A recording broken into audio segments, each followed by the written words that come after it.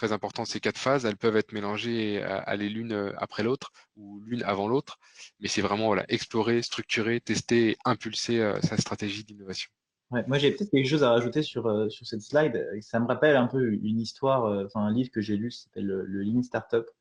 Le Lean Startup, c'est un bouquin qui a été écrit par un entrepreneur qui explique comment lancer une startup et comment lancer un produit sur le marché. Et ce bouquin, quand il est sorti, moi, je trouvais ça assez extraordinaire parce que je trouvais que finalement, il avait donné un peu les clés. C'est un peu, enfin, sur cette slide-là, je trouve qu'il y a un peu deux idées à avoir que je pense qu'il faut avoir en tête. Enfin, moi, de mon expérience, en tout cas. Il a un peu tout changé, il a un peu donné la formule magique pour lancer un produit. Du coup, tout le monde l'a écouté et du coup, tout le monde s'est lancé à exécuter ce framework, étude de marché, business model, prototypage, mise sur le marché.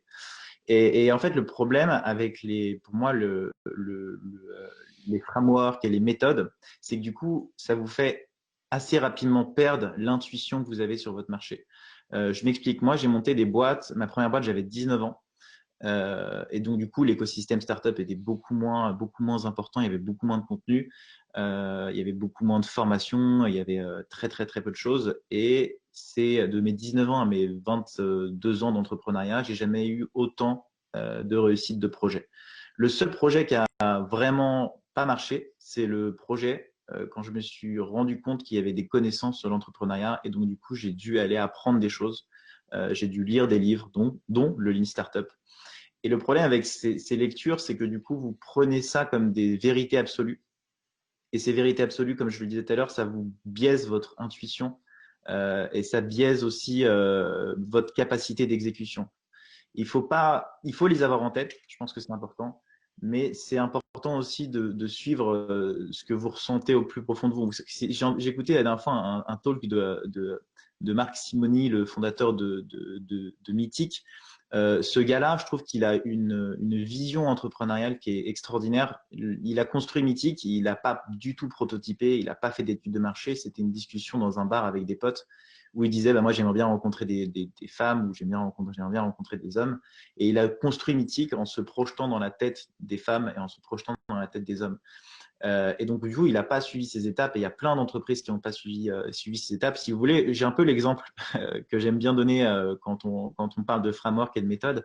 C'est un peu comme quand vous arrivez dans un jeu et vous expliquez un jeu de cartes à votre ami et vous lui expliquez les règles, donc il les a très bien compris. Vous connaissez déjà le jeu, donc vous connaissez les stratégies. Donc, de la même manière, vous avez appris cette stratégie dans un livre ou peu importe.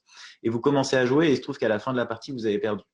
Et vous allez dire, oui, c'est la chance du débutant. Mais effectivement, la chance du débutant, bah, je pense que c'est l'intuition. Vous voyez, quand vous jouez avec quelqu'un, et je ne sais pas si vous avez déjà joué au poker contre quelqu'un qui a jamais joué de sa vie, vous allez voir que c'est horrible parce qu'il n'y a aucune stratégie, il n'y a rien qui est en place. C'est du all-in ou c'est des sommes que vous ne comprenez pas et vous n'arrivez pas à anticiper le jeu de l'adversaire. Et donc, du coup, vous perdez. Et plus vous apprenez à jouer au poker et plus vous vous rendez compte que vous structurez vos idées, vous structurez votre stratégie. Et du coup, vous perdez cet avantage concurrentiel qui est l'intuition et qui est la capacité à du coup sortir un petit peu des méthodes préconçues des stratégies en tout point, quoi. Donc voilà, il faut avoir un peu aussi un esprit large sur l'apprentissage. Je pense que c'est intéressant de le savoir, bien sûr, mais c'est aussi intéressant de pouvoir exécuter comme on le sent, quoi. Mmh.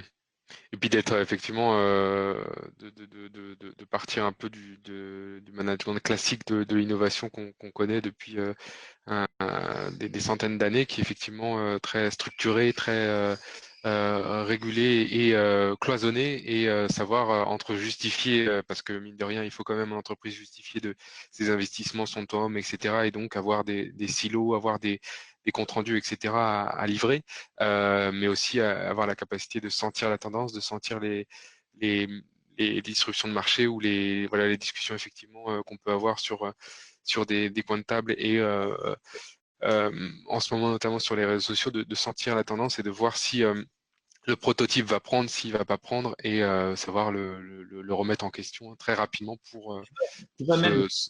ce qui est intéressant, c'est dans le prototypage, par exemple. Tu vois, moi, c'est une question, j'ai fait la formation du coup produit de chez Lyon, formation product manager, parce que moi, je pense que de plus en plus, le gros hacking se rapproche au produit, on va vous l'expliquer plus tard. Mais juste cette petite parenthèse, je trouve que tu vois, quand tu as le minimum viable product, tu vois, Et donc, en fait, c'est le produit, le minimum que tu dois lancer sur le marché pour voir qu'il y a de l'attraction. Et pour moi, parfois, bah, tu lances un produit, tu le lances sur le marché et même si tu étais sûr que ça allait marcher, bah, tu te rends compte que ton produit ne marche pas. Tu vois, donc, tu l'as prototypé, tu as lancé ton truc, etc. Et si tu l'avais fait d'une autre manière, ça aurait sûrement marché. Tu vois, donc moi, je pense qu'il y a le minimum viable product, mais il y a surtout le minimum viable prototype.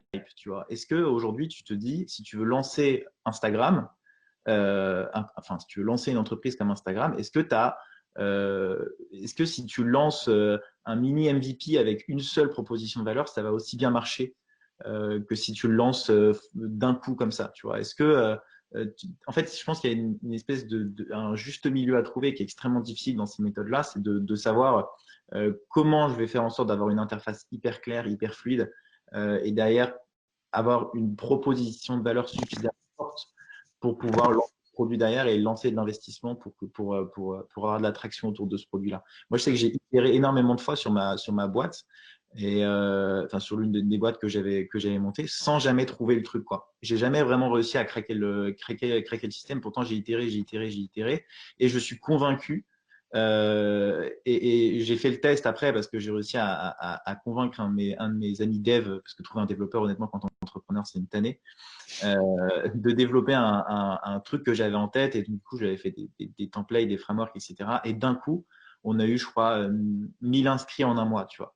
Et alors qu'en fait, j'étais allé vraiment par intuition et mes MVP marchaient pas, et marchaient pas, et marchaient pas, et marchaient pas. Et en fait, il y a beaucoup enfin, du coup, c'est assez difficile. Hein. Il y a pas vraiment de recette miracle. Mais encore une fois, il faut essayer de penser au prototype qui soit viable, même avant le produit en lui-même, quoi. Pour vraiment voir si on y rentre. Et inversement, tu peux très bien avoir un minimum viable product qui fonctionne. Et derrière, quand tu lances ton produit complet, bah, ton produit marche pas du tout, quoi. Hmm.